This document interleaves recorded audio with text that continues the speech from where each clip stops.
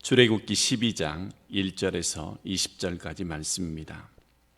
어제 말씀 11장부터 13장까지는 6월절의 말씀이 조금은 복잡하지만 다르게 기록이 되어져 있습니다.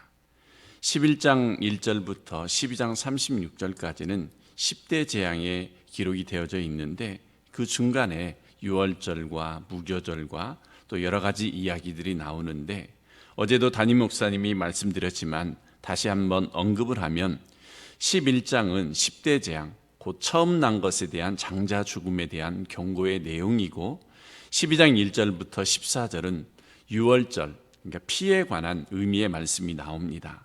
그리고 15절부터 20절은 무교절로 그 6월절에 잡은 양과 쓴 나물을 먹는 그것이 나오죠. 그리고 21절에서 28절은 다시 6월절, 첫 6월절을 말씀대로 행하는 내용이 나오고 29절부터 36절은 이제 마지막 재앙이 시행되는 내용으로 마무리되어집니다.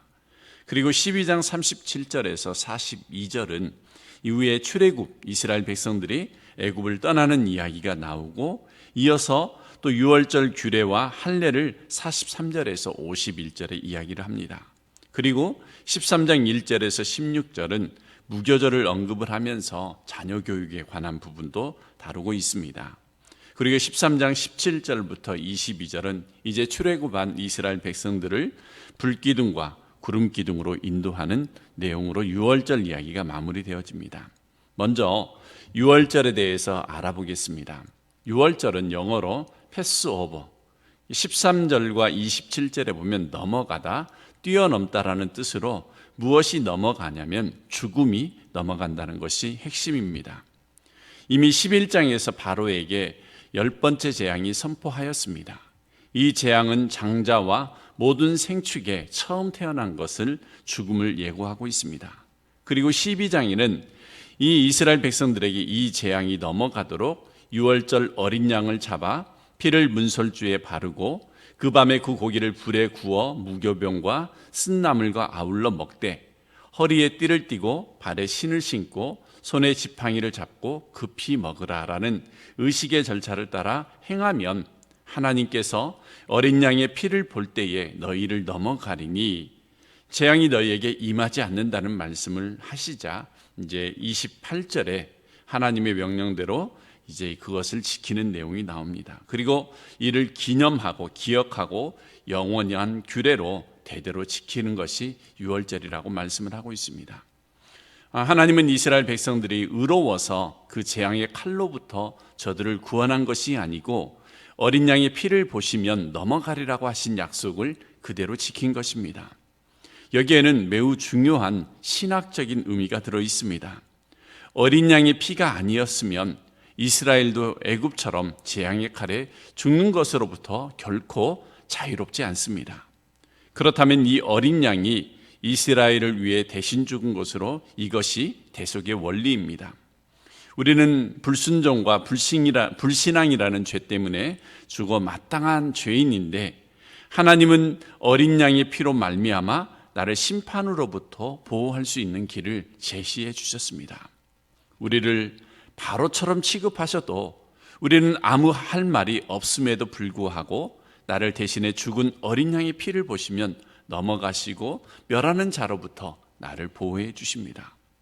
그러므로 구원은 언제나 새로운 삶의 시작이죠. 하나님이 계획하시고 섭리하심으로 이루신 일을 기념하면서 의미를 두는 것이고 비로소 하나님의 관계가 출발된다는 것을 의미합니다. 1절은 하나님이 모세와 아론에게 말씀하시는 내용이죠. 이미 이 말씀은 10대 재앙을 비롯해서 계속 말씀드렸지만 모세나 아론은 개인의 생각이 아니라 자기의 방법이 아니라 하나님의 말씀대로 순종하면서 그 일들을 행하는 것을 볼 수가 있습니다. 그러므로 우리들도 하나님의 백성이고 하나님의 자녀라면 그 말씀에 순종함이 있어야 함을 보여주고 있습니다. 2절을 보면 이 달을 너희에게 달의 시작 곧 해의 첫 달이 되게 하고 여기서 이 달은 6월절로 아비벌인데 새해 첫 달이 되게 하는데 이 달은 현재 우리가 살고 있는 3, 4월에 해당됩니다. 3절부터 14절까지 6월절을 지켜야 하는 구체적인 방법을 말씀하고 있습니다. 먼저 요약을 하면 이렇습니다. 한 해의 첫 달 10일에 흠없는 어린 양을 취하고 14일에 그 양을 잡고 그 피를 진 문설주와 임방에 바르고 그 밤에 고기에 불에 구워 무교병과 쓴나물을 아울러 먹되 허리에 띠를 띠고 신발을 신고 손에 지팡이를 잡고 급히 먹는 것이 유월절이다라고 11절에 말씀하고 있습니다. 먼저 3절에서 5절을 보면 여기에서 특별히 볼 것이 있는데 어린 양이라는 단어가 계속 나오고 있습니다. 유월절 어린 양의 피로 이것은 예수 그리스도의 십자가의 피를 상징합니다. 신약 성경에 보면 요한복음 1장 29절이나 36절에 보면 보라 세상 죄를 지고 가는 하나님의 어린 양이로다. 누가복음 22장 19절 20절에 보면 성만찬 때 이것은 너희를 위하여 주는 내 몸 내 피로 세운 새 언약이라는 말씀을 합니다. 고린도전서 5장 7절에도 묵은 누룩을 내어 버리라 우리의 유월절 양 곧 예수 그리스도께서 희생되셨다. 베드로전서 1장 29절에도 흠없고 점없는 어린 양 같은 예수 그리스도의 피로 구원받았다. 이러한 말씀들을 정리해 보면 구원의 방법은 오직 어린 양 대신 예수 그리스도의 보혈의 피로 구원받을 수밖에 없습니다. 그래서 유월절은 넘어가다라는 뜻이라고 말씀드렸듯이 무엇을 보고 죽음이 넘어가냐면 예수 그리스도의 보혈의 피입니다. 이런 말이죠. 우리들이 얼마나 착한지, 얼마나 믿음이 좋은지, 또 나의 확신으로 넘어가는 것이 아니라 당시 이스라엘 백성들과 기타 다른 사람들도 어린 양의 피를 발랐지만 불안초조했을 겁니다. 과연 넘어갈 것인가? 그러나 신앙은 나의 느낌이나 이론이나 신념에 아무 상관없이 어린 양의 피를 발랐느냐 바르지 아니하느냐로 나누어지는 겁니다. 그러니까 이런 말씀이죠. 내가 헌신 봉사나 거액의 헌금을 드림으로 구원받은 성도가 되는 것이 아니라 말씀에 순종함으로 어린 양의 피를 바른 것처럼 어린 양 대신 예수님이 나의 죄를 위해서 죽으시고 나의 모든 죄를 사해 주심을 믿고 영접하기만 하면 되는 겁니다. 거기에는 아무 조건이 없습니다. 은혜이죠, 은혜. 피를 바르라고 했을 때 그대로 순종했느냐, 순종하지 않느냐로 나누어지기 때문에 그렇습니다. 다음으로 볼 것은 영어 성경에는 이 어린 양이라는 단어가 각각 다르게 표현되어 있습니다. 3절의 어린 양은 어랩으로 한 양, 많은 양 중에 하나다라는 의미가 되어져 있고 4절의 어린 양은 더 랩, 그러니까 그 양, 유일한 양이라는 의미가 되어지고 5절에는 너희 양은 그러니까 네 양이라는 말씀이죠. 결국 그 양의 피가 나의 양의 피가 되어서 내 집에 발라져야 합니다. 이것이 바로 신약의 예수님으로 나의 예수 그리스도이고 나의 구세주가 되는 것이 바로 그 어린 양 대신 예수님이라는 말씀입니다. 그러므로 어린 양이신 예수 그리스도의 피가 내 영혼의 몸과 마음의 핏부림을 받아들여질 때 심판과 죽음의 저주에서 해방되어지고 건짐받는다는 말씀입니다. 그렇다면 나는 과연 예수의 피를 발라졌는가? 그 양이 바로 나의 양이 되었는가? 이것을 생각해 봐야 합니다. 우리가 찬송가에 그런 찬송이 있죠. 나의 죄를 씻기는 예수의 피밖에 없네. 다시 성케 하기도 예수의 피밖에 없네. 예수의 흘린 피 날리게 하오니 귀하고 귀하다. 예수의 피밖에 없네. 우리는 날마다 이 은혜를 잊지 말아야 합니다. 또 3, 4절에서 또 한 가지 볼 것이 있는데 그것은 각자가 각 가족대로 무슨 말씀이냐면 구원은 각각 개인적으로 이루어지고 개인에게 요구되는 말씀이라는 것이죠. 신앙생활은 개별적인 것이고 집단적이 아닙니다. 이런 말들을 들어보셨을 겁니다. 나의 아내가 믿음이 좋아서 나는 그 치맛자락으로 천국에 갈 수 있다. 말이 되지 않죠. 구원은 개인적입니다. 내 아내나 남편이나 자녀의 믿음으로 이루어지는 것이 아니고 내가 예수 그리스도를 영접하고 하나님의 통치를 받음으로 가능합니다. 누구 때문이라는 것은 없습니다. 예를 들면 풍성하게 차려진 최고급 식당에 가셨다고 하십시다. 처음 본 음식들도 있고 정말 맛있어 보이는 것들이 많이 차려져 있습니다. 그런데 나는 먹지 않고 함께 간 다른 사람들과 먹으라고 하면 그게 4배가 채워지고 내가 그 맛을 알 수 있습니까? 없습니다. 그렇습니다. 아무리 옆에 사람이 많이 먹어도 구원은, 아무리 내 옆에 사람이 정말 믿음과 신실한 하나님과 관계 속에서 살아가더라도, 나하고 정말 가까운 사람이 있을지라도 내가 그것을 내 것으로 받아들이지 않으면, 내가 먹지 않으면 그 은혜를 누릴 수 없습니다. 구원은 개인적이라는 사실입니다. 또 7절에 보면 그 피를 양을 먹을 집 좌우 문설주와 임방에 바르라. 피를 바른다는 것은 분명하게 표시입니다. 주변 사람들에게 공개될 수밖에 없습니다. 예수 그리스도를 믿는다는 것은 모든 사람들에게 분명하게 드러나야 합니다. 우리가 주변을 잘 살펴보시면 교회 안에서는 모두가 신실하고 진실하고 하나님의 자녀로 바른 관계 속에서 살아가는 것처럼 보입니다. 그런데 문제는 세상에서 살아갈 때 성도의 모습이 드러나느냐는 것입니다. 아이러니하게도 세상 속에서 예수 믿는다는 것을 당당하게 드러내지 못하는 성도들이 많습니다. 본문의 그 피를 문설주와 임방에 바르라는 것은 겉으로 보기에도 표가 나고 주변에도 냄새가 날 수밖에 없습니다. 성도라면 교회 안에서가 아니라 세상 속에서 분명한 그 모습을 드러내야 합니다. 그리고 당당하게 자신을 믿는 자라고 이야기할 수 있어야 됩니다. 왜 어린 양의 피를 바르지 못합니까? 아직 애굽에 살았을 때에 누렸던 세상의 것을 내려놓지 못하고 있기 때문에 그렇습니다. 출애굽 이후에 보면 중단 잡족들과 애굽 사람의 일부도 어린 양의 피를 바름으로 당당하게 드러냈습니다. 아마 그들은 다른 사람들에게 손가락질을 당했을지도 모릅니다. 그러나 그들은 이스라엘 백성이 아님에도 불구하고 식대 재앙을 통해서 애굽의 신들이 거짓된 신들임을 깨달았고 오직 하나님만이 유일한 분이라는 것을 깨달아 그들은 그대로 순종했다라는 사실이죠. 그렇게 확신 있는 사람은 당당하게 드러낼 수 있습니다.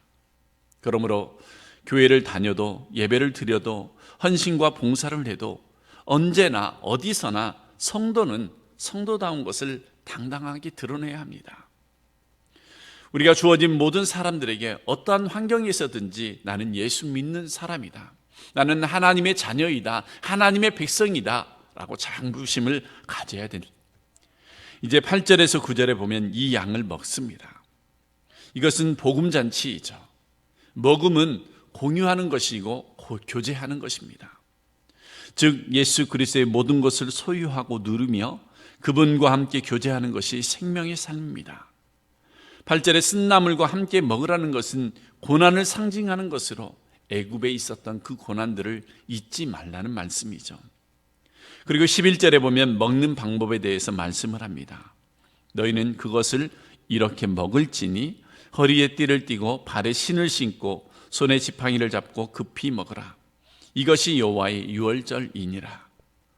허리에 띠를 띠고 발에 신을 신고 손에 지팡이를 들고 급히 먹으라.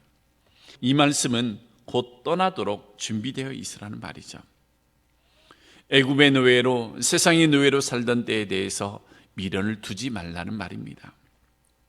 떠남에 있어서는 분명한 목표가 있어야 됩니다. 목표가 약속의 땅 가나안 곧 하나님의 나라입니다. 이것은 예수 그리스도 안에서 살아가는 것을 말합니다. 광야의 삶이라도 애굽을 그리워하거나 현재의 삶을 불평하지 말아야 합니다. 12, 13절을 보겠습니다. 11절에 유월절 그 밤은 애굽의 모든 처음 난 것은 하나님의 심판으로 인하여 죽고 애굽의 모든 신들에게 하나님의 심판이 임하게 되는 날입니다. 그래서 12장 13절과 23절을 보면 이스라엘은 그 피가 표적이 되어 하나님의 피를 볼 때에 재앙의 칼을 거두시고 넘어가리라는 말씀을 합니다. 그러니까 13절 중반에 보면 내가 피를 볼 때에 너희를 넘어가리니 재앙이 너희에게 내려 멸하지 아니하리라. 여기 보면 나를 보고 넘어가는 것이 유월절이 아니라 내가 그 피를 볼 때에 너희를 넘어가리니라고 되어 있습니다. 그러니까 유월절의 핵심은 계속해서 말씀드렸듯이 어린 양의 피, 곧 예수님의 십자가의 대속의 은혜입니다.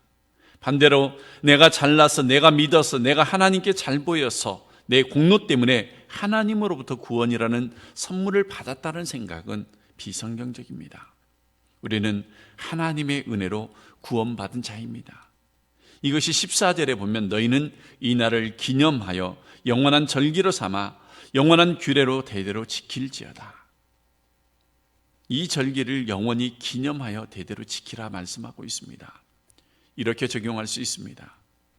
예수 그리스도를 알고 그분을 믿는 것은 내 삶의 가장 중요한 사건으로 축복이라고 고백하고 영원히 잊지 말아야 합니다. 그것이 바로 내 인생의 새로운 출발점이고 또 앞으로 나아가야 될 나의 삶의 방향입니다. 이제 15절부터 20절까지는 무교절에 관한 말씀으로 6월절이 시작되는 한 해의 첫 달인 아비월 14일부터 7일 동안 누룩을 넣지 않고 만든 빵을 먹으며 지키는 절기가 무교절입니다. 이 부분은 앞으로 13장에서 길게 기록되어 자세히 보겠지만 오늘 간단히 보면 무교절의 핵심은 떡에 누룩을 넣지 않는, 곧 제거하는 것입니다. 아무것도 넣지 않는 빵과 쓴나물을 먹기란 매우 어렵습니다. 그래서 구운 고기랑 함께 먹는다고 합니다. 실제로 터키에 케밥이라는 것이 있는데 우리나라 전병 같은 것처럼 넓게 붙여서 거기에 고기를 싸서 여러 가지 야채와 먹는 것, 이와 비슷하지 않을까 생각이 됩니다. 그러니까 무교병의 빵과 쓴나물과 구운 양고기를 먹는 것은 애굽의 노예 생활의 고난과 괴로움의 기억들을 하나님의 구원의 은혜로 바라보며 그런 삶을 살았음을 기억하고 이제 잊지 않는 것을 말하고 있습니다. 또 성경에서 누룩은 죄를 상징하는 악독과 외식입니다. 이스라엘 백성들에게는 애굽의 노예 생활로 하나님에 대한 불신앙의 모습도 있었습니다. 그러나 그런 모든 것들을 다 제거해야 되는 것이죠. 그래서 그들은 그 말씀대로 순종하며 살아야 되는 것을 이야기하고 있습니다. 그래서 누룩을 제거하는 것은 매우 중요합니다. 16절에서 18절의 말씀을 보면 바로 첫날 바로 전날이면 안식일인데 이 안식일에 쉼을 누리는 것, 무교절의 특징은 성례와 안식입니다. 그러니까 6월절 어린 양을 통한 구원이 있고 나서 첫째 사건이 무엇이냐면 안식이고, 마지막이 안식이라는 것은 구원받은 자의 최대의 축복은 안식과 쉼과 평강이고, 이 안식의 비밀은 6월절 어린 양 예수 그리스도와 무교절의 무교병은 죄사함과 성결로부터 온다라고 볼 수 있습니다. 이제 말씀을 맺도록 하겠습니다. 오늘 6월절과 무교절에 대한 말씀을 보았습니다. 이러한 절기는 우리에게도 매우 중요하게 적용되어져야 합니다. 앞으로 반복해서 6월절과 무교절에 대해서 들으실 겁니다. 그러나 10번째 재앙의 칼은 어린 양의 피를 바르지 않는 자들의 몫입니다. 이스라엘이 출애굽할 수 있었던 기초가 어린 양의 피였듯이 나 또한 죄와 사망과 저주의 옛사람으로부터 새 사람이 되는 구원의 은총을 얻게 되는 이러한 모든 것도 나의 공로나 자격이나 의로움 때문이 아니고 나를 위해 유월절 양이 되사 십자가에서 피 흘려 주신 예수님의 은혜와 예수님의 공로 때문입니다. 오늘 13절, 23절, 27절에 내가 피를 볼 때에 넘어갔다 라고 말씀을 하고 있습니다. 다른 길은 없습니다. 신약의 모든 성도도 그렇습니다. 유월절 어린 양, 그 한 양, 유일하신 양이 바로 나의 양이고 그것이 예수 그리스도만이 참된 유일한 길이라는 것을 보여주고 있습니다. 이 어린 양의 피를 바르지 않는 애굽의 모든 것은 심판이지만 우리에게는 죽음이 넘어가는 생명의 표적입니다. 사망을 넘어 생명을 얻는 길은 오직 한 길이다라고 예수님께서 요한복음 14장 6절에 말씀하죠. 내가 곧 길이요 진리요 생명이니 나로 말미암지 않고는 아버지께로 올 자가 없느니라. 그렇다면 성도로서 분명하게 드러내고 타협하지 않는 삶을 살아가시고 이것을 영원토록 기억하고 기념함으로 참된 복음의 잔치를 누리는 것, 이것이 유월절과 안식일을 기념하는 또 영원히 잊지 않는 우리의 삶을 보여주고 있습니다. 그 은혜로 말미암아 참된 쉼과 안식을 누리는 모든 성도님들이 되시길 바랍니다. 기도하겠습니다. 하나님, 애굽의 10대 재앙으로 애굽의 신들의 거짓임을 드러내고 여호와만이 유일한 분이라는 것을 알게 되었습니다.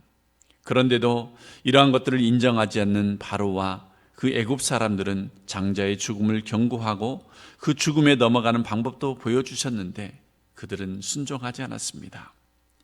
유월절 어린 양의 피를 문설주와 임방에 바르라는 말씀에 순종하기만 하면 누구를 막론하고 그 죽음이 넘어갔듯이 우리에게도 죽음에서 생명으로 옮겨지는 방법은 이 세상의 어떤 방법이나 노력이 아니라 어린 양 대신 예수 그리스도의 보혈의 피로 가능함을 깨닫게 합니다.